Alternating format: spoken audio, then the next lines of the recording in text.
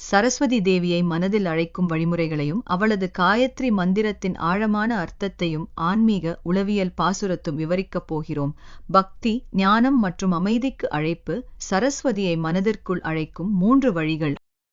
தினசரி காலையில் வித்யாஸ்நானம் செய்வது நம்முடைய உடல் மட்டுமல்ல, மனதையும் சுத்திகரிக்க வித்யாஸ்நானம் பயனுள்ளதாகும். முறைகள்: காலை தூங்கி எழுந்தவுடன் தண்ணீர் குடிப்பதற்கு முன் முகம் கழுவிக்கொண்டு கண்களை மூடி கூற வேண்டிய வார்த்தைகள்: ஓம் வாக் தேவ்யை சைவித்மகே பத்மனேயினை தீமகே தன்னோ சரஸ்வதி பிரசோதயாத். விழி தெளிவும் மனதின் நிம்மதியும் சிந்தனையின் தெளிவும் வந்து கொள்க.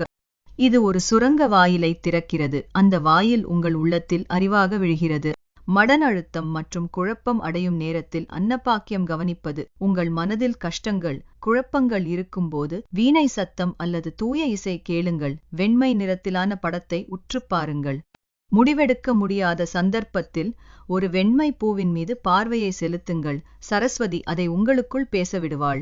அறிவு புறத்தில் கிடைப்பதில்லை, அது நம் உள்ளத்தில் ஒரு மெல்லிய குரலாக மட்டுமே பேசும். அந்த குரலை கேட்க தயார் ஆகுங்கள். அந்த குரல்தான் சரஸ்வதி. அவள் வெளியில் இருக்கிறாள் என்றால் தவறாக நம்பாதீர்கள். அவள் உங்கள் உள்ளத்தில் இருக்கிறாள். சிந்திக்க கற்றுக்கொள்ளுங்கள். அவளை உணர்ந்தால் அறிவும் அமைதியும் ஒன்றாக வரும்.